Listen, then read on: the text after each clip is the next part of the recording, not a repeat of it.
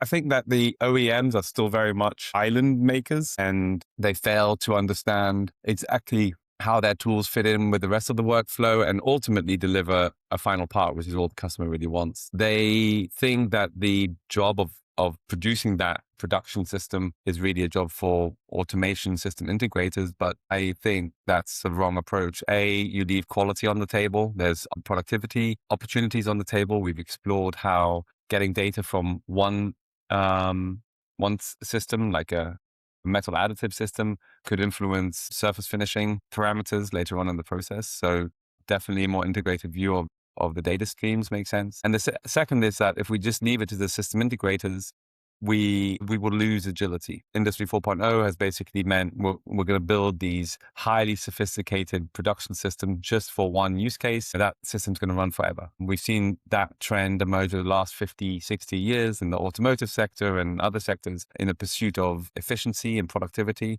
And now we're facing this world where we need much more agility, and we're like, maybe that was the wrong approach. So bottom line is that I think we've left a lot of room for improvement in the fact that we've seen the additive systems and the individual post processes as individual islands rather than a cohesive system. Very briefly, I think the same is also the case in reverse engineering and other engineering processes, where the demand is clearly there to produce millions or reverse engineer millions of designs ready for additive, and yet we're hand-holding them from one digital station to another and not thinking about cohesive wholes. So really the island approach is what's leaving us behind.